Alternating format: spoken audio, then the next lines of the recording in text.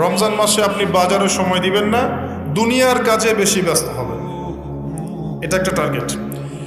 এরপর আপনি রমজান মাসে একটা প্রজেক্ট হাতে নেবেন যে আমার মতো বহু মুসলিম সমাজে আছে যাদের পুরো মাস চলার মতো টাকা পয়সা নাই, আছে না?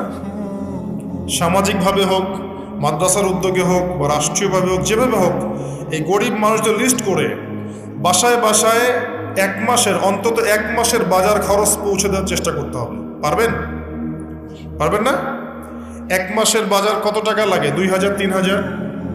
নিত্য প্রয়োজনীয় কথা বলছি, সব তো দিতে পারবেন না। 2-3 হাজার, 4000। এর মধ্যে সে চাল পাবে, ডাল পাবে, ছোলা বুট পাবে, তেল পাবে। বাই দ্য ওয়ে, তেলের দাম যে এখন কত আমি তো জানি না, আমি অবশ্য বাজারে যাই না, আমি জানি না দাম কত।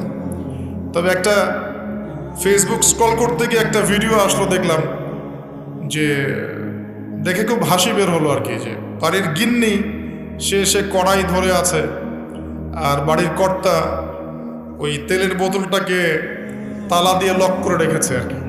তো গিন্নি এসে বলছে আজকে রান্না করবো, তেল দাও।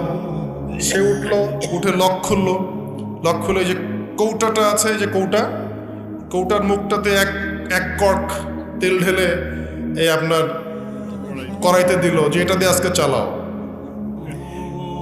তো আল্লাহ পাক আমাদের এক শ্রেণীর অসৎ ব্যবসায়ীদেরকে হেদায়েত করুক, যারা কৃত্রিম সংকট তৈরি করে জিনিসপত্রের দাম বাড়ায়। আল্লাহ পাক এদেরকে হেদায়েত করুক। কঠিন শাস্তির আওতায় আনা উচিত। যদি এটা ওমর রাদিয়াল্লাহু আনহুর শাসন হতো, দেখতেন শাস্তি কাকে বলে, প্রকাশ্যে শাস্তি দিত তারা। যদি এটা ওমর রাদিয়াল্লাহু আনহুর যুগ হতো, তাহলে দেখতেন শাস্তি কাকে বলে। উমর ইবনুল খাত্তাব রাদিয়াল্লাহু আনহুর একজন ছেলে একটা অন্যায় করেছিল, সম্ভবত তিনি মদ পান করেছিলেন, সম্ভবত। কাজী দোররা দিচ্ছে 80 বেত্রাঘাত, দোররা আস্তে আস্তে দিয়েছে। আমিরুল মুমিনিনের ছেলে, জোরে মারা যাবে না। ওমর রাদিয়াল্লাহু আনহু নিজে উঠে গিয়ে সেই দোররা হাতে নিয়ে নিজে পিটানো শুরু করলেন। দোররা মারা শেষ হওয়ার আগেই ছেলে ডেড, স্পট ডেড। কথা কি বুঝতে পারছেন? এবার ছেলেকে দাফন করলেন। দাফন করে বাকি দোররা যে কয়টা বাকি ছিল, এই বাকি দোররাগুলো তার কবরের উপরে মারছে। মারার পরে আল্লাহকে বলছে, আল্লাহ আমাকে মাফ করে দিও, হয়তো আমি ন্যায় বিচার করতে পারলাম না। আমি কি বুঝাতে পারছি ভাই? এটা তার শাসন। এরকম শাসন আবার আসবে ইনশাআল্লাহ। মনে করবেন না যে আসবে না। যা দেখছেন সব কিছু থাকবে না, এগুলোর কিছুই থাকবে না।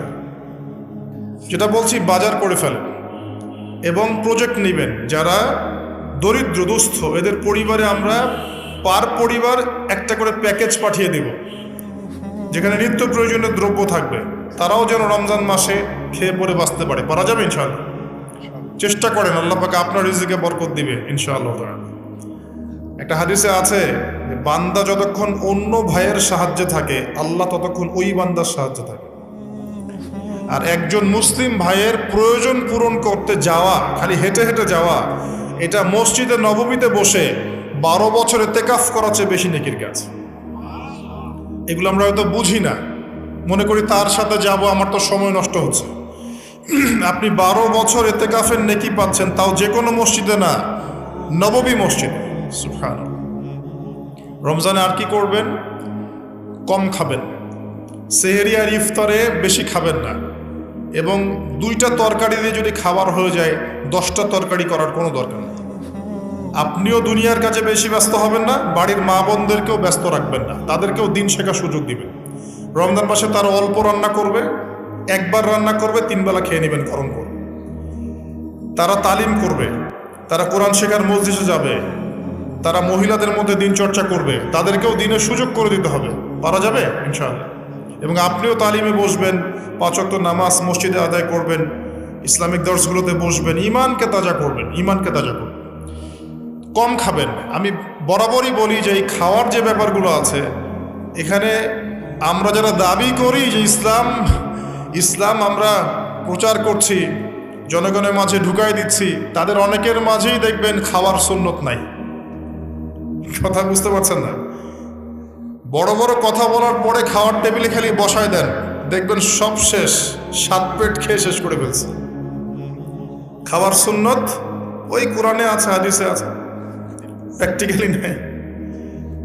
নবীজি কি বলেছেন? খেতে হলে, যদি খেতেই হয় তাহলে 1 ভাগ পেটের 1 ভাগ, আরেক ভাগ পানি, আরেক ভাগ ফাঁকা। কি চাচ্ছেন সব লেখা আছে। এটাই ইসলাম, যেখানে প্রতিটা বিষয়ের সমাধান আছে, খুঁটিনাটি সবকিছু আছে।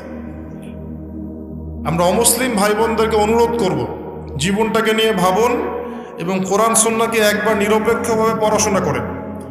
এরপর যদি আপনার মনে হয় মন থেকে, হ্যাঁ কোরআন এবং সুন্নায় সব কিছুর সমাধান আছে, নিঃসন্দেহে এটা এক আল্লাহর পক্ষ থেকে মনোনীত দিন, আর দেরি করবেন না, ইসলাম কবুল করে ফেলুন। আল্লাহ পাক তৌফিক দেন। বলা যায় না তাদের দ্বারা আল্লাহ পাক আমাদের চেয়ে অনেক বেশি খেদমত নিতে পারেন। আল্লাহ পাক এটা বলেছেন, ওয়া ইন তাতাওয়াল্লাউ, হে মুসলিমরা তোমরা যদি মুখ ফিরিয়ে নাও, আল্লাহর দায়িত্ব পালন না করো, আমানতের খেয়ানত করো, ইস্তাবদিল কওমান গায়রাকুম, আল্লাহ পাক অন্য কওমকে তোমাদের জায়গায় নিয়ে আসবেন, সুম্মা লা ইয়াকুনু আমসালাকুম, তারা তোমাদের মতো অপদার্থ হবে না। আসুন, রমজান একটু কম খাওয়ার অভ্যাস করেন, সেহরিতে কম, ইফতারেও কম। এমনভাবে খাবেন না যে মনে হচ্ছে এটা আপনার জীবনের শেষ খাওয়া, এইভাবে খাবেন। এবার সম রেখেছেন, সম রাখা অবস্থায় 5 ওয়াক্ত নামাজ জামাতে পড়তে হবে, প্রথম টার্গেট। করা যাবে ইনশাল্লাহ? 5 ওয়াক্ত নামাজ জামাতে পড়ব।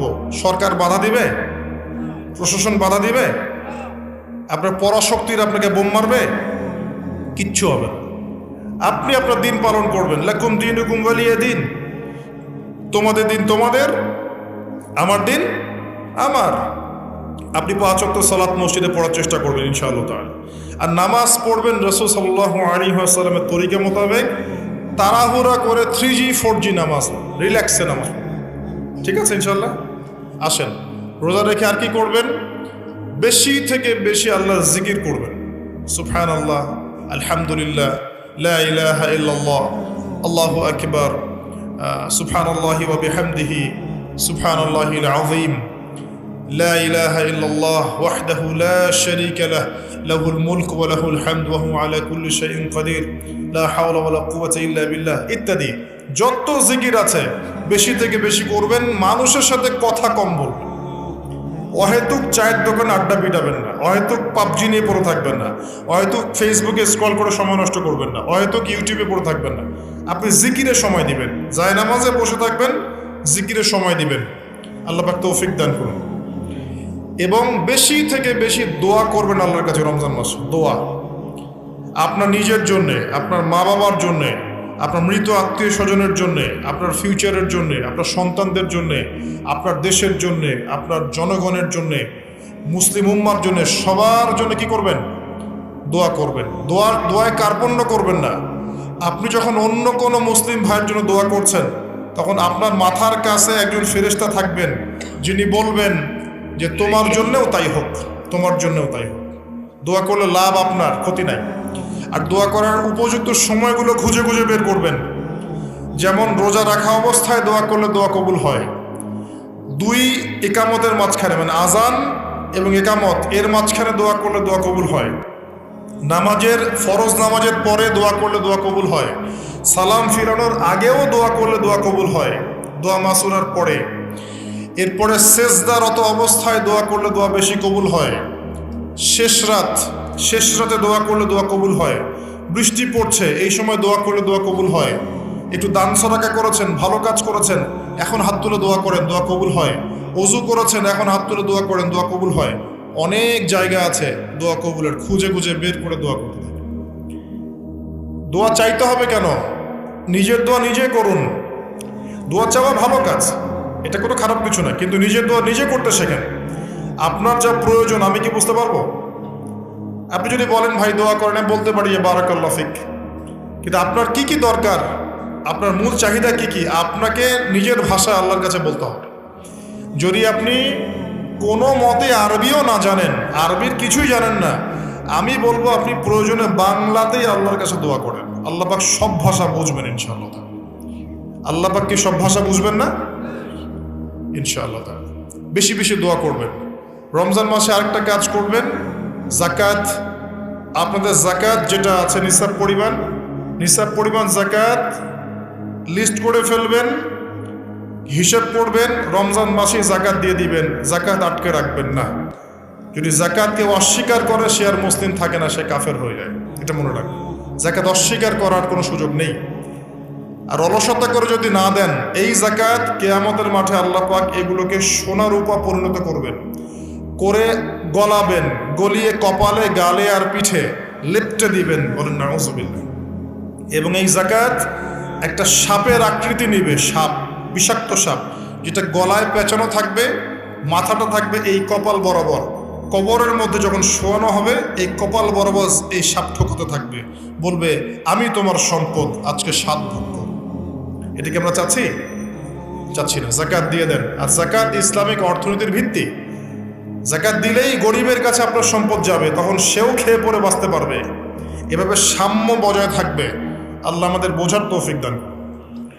রমজান মাসে একটা কাজ করবেন, সেটা হলো পরিবারকে সময় দিবেন, পরিবারকে টাইম দিবেন, পরিবারের মধ্যে ইসলামিক সংস্কৃতি গড়ে তুলবেন। একসাথে সেহরি করবেন, একসাথে সাহরি করার পরে একসাথে ইফতার করবেন, একসাথে তালিম করবেন, ইসলামিক কোনো মুভিজ একসাথে দেখলেন, ইসলামিক কোনো লেকচার একসাথে শুনলেন। মানে ইসলামকে এনজয় করবেন পরিবারকে নিয়ে, সাথে করে নিয়ে। বাচ্চা কাচ্চারা দেখবে ছোটবেলায় আমরা বাবাদের সাথে এটা করেছিলাম, ওইটা করেছিলাম। ইফতার বানাচ্ছেন বাসায়, বাচ্চাদেরকে ইনভলভ করবেন, বাচ্চাদেরকে রোজা রাখতে উৎসাহিত করবেন, ওদেরকে নবীদের গল্প শোনাবেন, ইসলামিক কালচারে বড় করবেন। দেখবেন পরিবারের মধ্যে শান্তি ও রহমত নেমে আসবে ইনশাআল্লাহ। পারা যাবে ইনশাআল্লাহ। রমজান মাসে আরও একটা কাজ করবেন, সাদাকাতুল ফিতর দিয়ে দিবেন। এটা সম্পর্কে আলেম ওলামারা আপনাদেরকে বলবে খুতবা ইনশাআল্লাহ, আমি আগেই বলে রাখলাম, সাদাকাতুল ফিতর দিয়ে দিবেন। রমজান মাসে আরেকটা ইম্পর্টেন্ট কাজ আছে, সেটা হলো যে আমাদের সমাজে অনেক এতিম থাকে, বিধবা থাকে, নিঃস্ব অসহায় মানুষ থাকে। এই মানুষগুলোর পাশে দাঁড়ানোর চেষ্টা করবেন, বেশি থেকে বেশি দান সাদাকা করবেন। যতটুকু সামর্থ্য আল্লাহ দিয়েছেন আপনি বেশি থেকে বেশি দান সাদাকা করবেন। এভাবে ইনশাআল্লাহ আপনি রমজানটাকে উপলব্ধি করতে পারবেন, এনজয় করতে পারবেন। আপনার সালাতের মাধ্যমে, আপনার সিয়াম রাখার মাধ্যমে, দোয়া করার মাধ্যমে, জিকির করার মধ্য দিয়ে, পরিবারের সাথে এনজয় করার মধ্য দিয়ে দেখবেন আপনি আত্মশুদ্ধি অর্জন করতে পারছেন। আরেকটা কাজ, রাতের বেলা তারাবির সালাত, রাতের বেলা তারাবি মসজিদে জামাতে পড়ার চেষ্টা করবেন। এবং সবচেয়ে সুললিত কণ্ঠে যিনি তেলাওয়াত করতে পারেন তাকে ইমাম বানাবেন। নামাজটা এনজয় করা যায় যেন। রুকু করলে সেজদা পাই না এমন নামাজ দরকার নাই। আমার কথায় মন খারাপ করছেন? রুকু করলে সেজদা পাই না এমন নামাজের দরকার নাই। ধীর স্থিরভাবে নামাজ পড়েন, মধ্যম পন্থায় নামাজ পড়েন, সুললিত কণ্ঠে তেলাওয়াত করেন। মক্কার তারাবি দেখেন, মদিনার তারাবি দেখেন, অনেক সুন্দর তারাবি হয়। রাকাত সংখ্যা নিয়ে ঝগড়া করেন না। সামনে একটা ঝগড়া আসবে, 20 রাকাত না 8 রাকাত, তারপরে আবার ঝগড়া আসবে, ঈদের তাকবীর কতটা, আর ঝগড়া তো শেষ নাই। আস্তে আস্তে আস্তে আস্তে ইসলামের বিরোধী শক্তি যারা, তারা বিশ্বের নেতৃত্ব দেওয়ার আসনে চলে গেছে। আর আমরা আপোষে এই মারামারি, কাটাকাটি, ঝগড়া নিয়ে পড়ে আছে। বিশ্বাস করছেন? এই হচ্ছে বাস্তবতা। কে কার গীবত করবে, কে কাকে অপবাদ দিবে, কে কার উন্নতি দেখে টেনে নামাবে, কে কাকে হিংসা করবে, কোন দলকে কাটা ছড়াছড়ি করবে, কোন আলেমকে, কোন বক্তাকে, এগুলো চলছে সমাজে। আর ইখতিলাফি মাসআলাগুলোকে নিয়ে আমরা এতটা সময় নষ্ট করেছি, এই সময়ে ইসরায়েল 70 বছর এগিয়ে গেছে। কথা বুঝতে পারেন না মনে হয়। সামনে দেখেন কি হয়, সামনে সে বিশ্বকে নেতৃত্ব দিবে, দেখে নিয়েন। ও মুসলিমদের নাকের ডগার উপর বসে সারা বিশ্বকে নেতৃত্ব দিবে। মুসলিমরা কিচ্ছু করতে পারবে না যতক্ষণ না ইমাম মাহদি আসছেন, তার আগ পর্যন্ত না। ইল্লা মাশাআল্লাহ, ইল্লা মাশাআল্লাহ। যদি আল্লাহ পাক কিছু বান্দাকে খাস করে নেন সেটা আলাদা বিষয়। মানে এখনো এই পৃথিবীতে এমন কিছু বান্দা আছে যারা কশ্চিনকালেও জালেমের সামনে মাথা নত করবে না, যারা হকের উপর থাকবে, যারা ইসলামের বিরোধী শক্তিকে ছাড় দিবে না, এমন বান্দাও পৃথিবীতে আছে।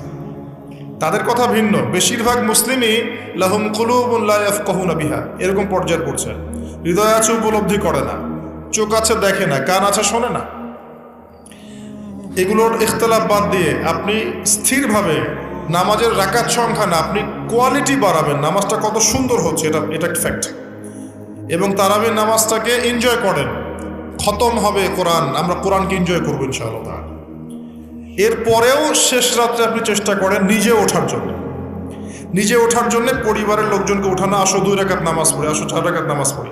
সেহরি করার 1 ঘন্টা আগে ওঠা যাবে না? সেহরি করার 1 ঘন্টা আগে উঠলেই কিন্তু আমি মিনিমাম 5-6 রাকাত, 8 রাকাত, 10 রাকাত নামাজ পড়তে পারবো। 2 রাকাত তো পারবো কমসে কম। 2 রাকাত পড়ে একটু তাসবিহ তাহলিল করে একটু কোরআন তেলাওয়াত করে আল্লাহর কাছে হাত তুলে দোয়া করা যাবে না? ওই সময় আল্লাহ পাক প্রথম আসমানে নেমে আসেন, সুবহানাল্লাহ, এসে বলেন, কে আমাকে ডাকবে, আমি তার ডাকে সাড়া দিব। কে আছে আমার কাছে কিছু চাইবে, আমি তোমার চাওয়া পূরণ করব। কে আছো আমার কাছে ক্ষমা চাইবে, আমি তোমাকে ক্ষমা করে দিব। আল্লাহ পাক ফজর পর্যন্ত এটা বলতে থাকে। রমাদানের আর 2টা কাজ, এক হচ্ছে লাইলাতুল কদর তালাশ করবেন। আর লাইলাতুল কদর তালাশ করতে হলে শেষ দশকটা ইতিকাফ করার চেষ্টা করুন। ইতিকাফ করতে পারলে আপনি লাইলাতুল কদর পেয়ে যাবেন ইনশাআল্লাহ। স্পেসিফিকলি বলা নাই 27শে রমজানই লাইলাতুল কদর হবে, স্পেসিফিকলি বলার সুযোগ নাই, মিস হতে পারে। নবীজি বলেছেন শেষ দশকের বেজর রাত 21, 23, 25, 27, 29 যে কোনো একটা রাত লাইলাতুল কদর হবে। 1 রাত ইবাদত করবেন, সারা হাজার হাজার মাস ইবাদত করার নেকি পেয়ে যাবেন ইনশাআল্লাহ তাআলা। এই রাতে দোয়া করলে দোয়া কবুল হয়ে যায়। আল্লাহ পাক আমাদেরকে লাইলাতুল কদর পাওয়ার তৌফিক দান করুন।